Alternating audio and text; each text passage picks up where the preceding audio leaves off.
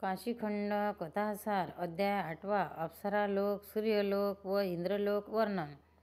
पुढे अप्सरालोक दिसू लागला. अप्सरालोकातून घुंगरांचा मंजूळ ध्वनी ऐकू येत होता. त्याने तिथे अष्टनायिका नृत्य साधना करीत होत्या.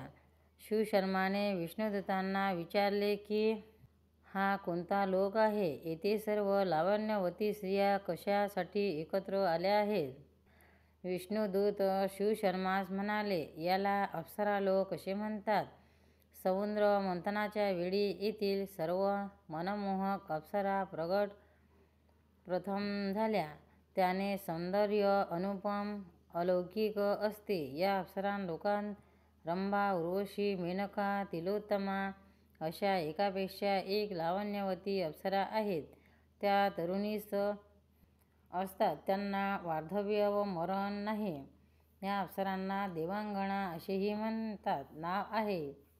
देवेंद्राने विश्वामित्र ऋषींची तपश्चर्या भंग करण्यासाठी मेनका या अप्सरेला पाठवले होते.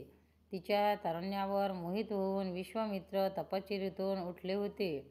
स्वर्गातील देवांगनामुळे मनुष्याने पृथ्वीवर वारांगणेची निर्मिती केली. या वारांगणेच्या सौंदर्यावर जे पुरुष लुब्ध होतात ते घाणीतले किडेच आहेत. मृत्यूनंतर यम यांना अशा लोकांना नरकात ढकलून देतो. जे पुरुष स्वतःच्या धर्मपत्नीस फसवून परस्त्रीच्या पाठीमागे लागतात त्यांना सुद्धा यम सोडत नाही. जे स्वतःच्या पत्नीवर आसक्त होतात त्यांनाही अधोगती सुटत नाही.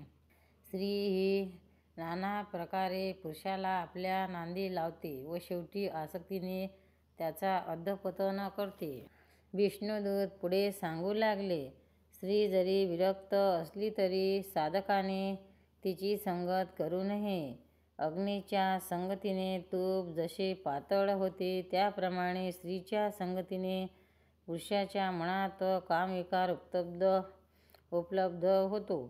मनुष्याने वार्धव्यात पदार्पण केले तरी त्याला स्त्रीसंग सुटत नाही. हे महान आश्चर्यच आहे. ज्या योगी मोठमोठ्या तपस्वी ऋषींचाही छळ होतो. कामासक्त पुरुषाला ताबडतोब भुरळ पडते. अशा स्त्रीसंग अनर्थकारक आहेत. त्यामुळे पृथ्वीवरील ज्या लोकांना आपले हित साधायचे असेल त्यांनी कर्मेंद्रियांना संग घडू देऊ नये. ही चूक ही क्षणभंगूर असते. हे पृथ्वीवरील लोकांना कळत नाही. ज्या पुरुषाचे हृदय स्त्रियांच्याकडे नेत्रकटाक्षाने विचलित होत नाही तोच खरा पुरुष होय.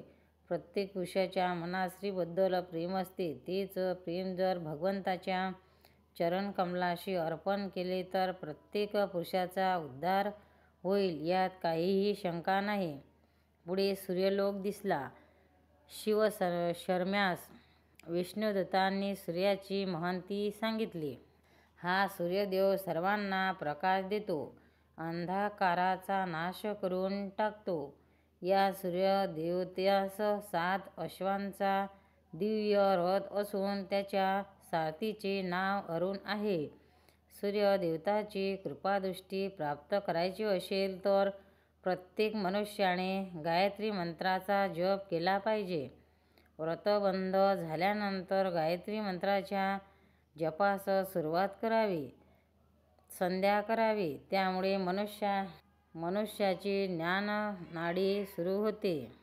तो गणपतीप्रमाणे बुद्धिवान होतो. सर्व सात्विक लोकांना मुंज करण्याचा अधिकार आहे.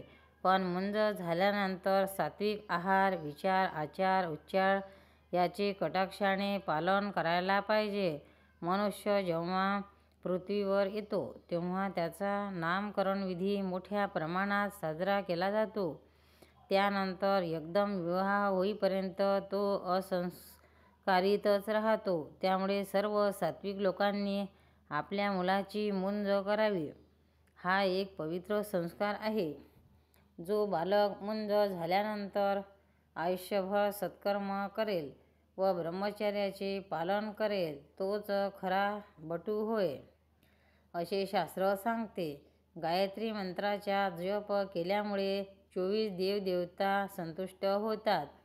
जे सूर्यमंत्राचा जप करतात व रविवारी उपवास करतात ते मृत्यूनंतर सूर्यलोकी जातात.